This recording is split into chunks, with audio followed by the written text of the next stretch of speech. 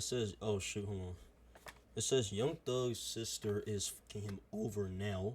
What's poppin', y'all? And the gift that keeps on giving with Thugmas, he had to get the whole family involved, or they decided to get involved. It seemed like Young Thug, he tagged out. It's a tag team match. Really, it's more like a, you know how they say 20v1? It's like a 2v20 right now. It was a 1v20 first. Young Thug, he tapped out, and he sent his sister in, his sister Dolly, which is not to be confused with his sister Dora. His sister Dora was more involved with some of the music stuff. I wouldn't necessarily say management early on in his career, but his sister Dolly decided to make some comments. So I'm going to play you guys that clip right now.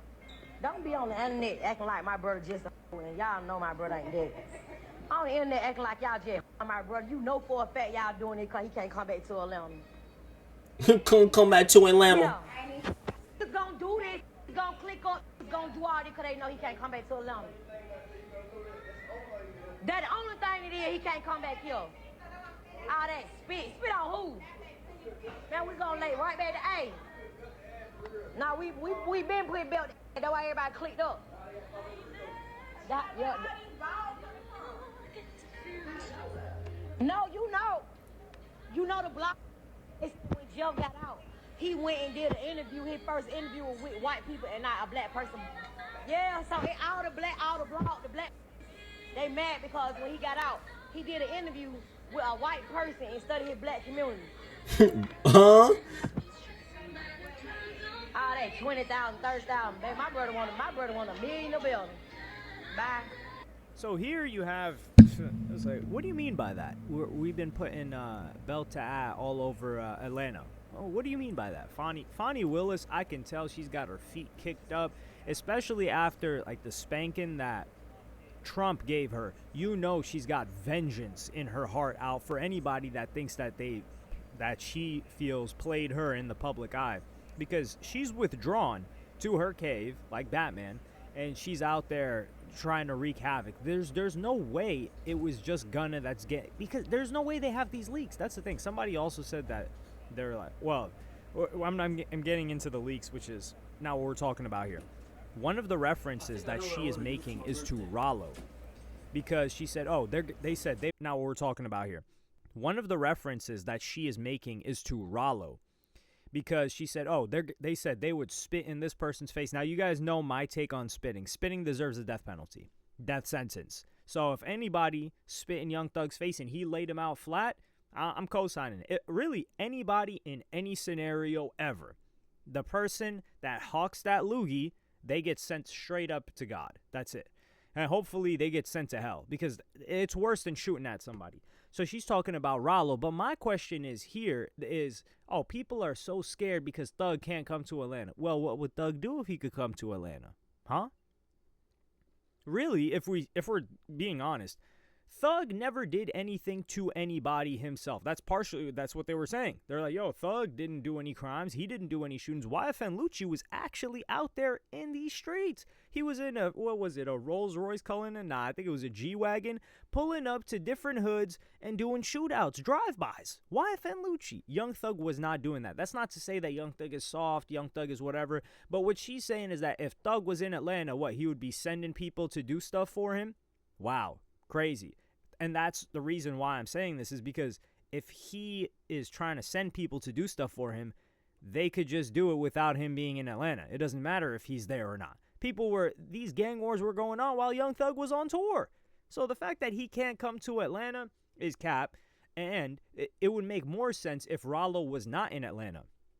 Rollo is all over Atlanta. That guy's been in Atlanta. He's been really that guy when it comes to like getting money, moving around since before Young Thug was popping, and he's actually doing positive stuff. Like when you look at Rollo, like you just scroll through Rollo's IG, I don't know if he's doing anything shiesty, to be honest, but from what Rollo's been talking about the past couple of weeks, he's just focused on helping the community and building up his wealth. Like, yo, they took a lot from Rollo. That dude sat there for 7 years, and the one thing that Young Thug's sister, when she got tapped in, she was like, yo, they wouldn't be saying this about Thug if he were in Atlanta. Well, how about you say something to us? Was Young Thug telling in that interrogation tape?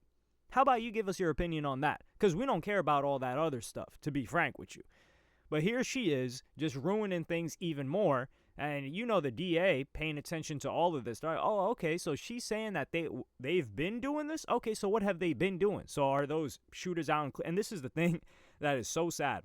After they saw everything that happened with the YSL case, if there are people, and I know there are people, of course, there are people still in these streets thinking, yo, not only are we going to get away with this crime, but people are going to stay solid, you must be out of your mind. The amount of telling that we saw in that YSL case is unprecedented. It's almost like telling isn't even a thing if everybody's doing it, right?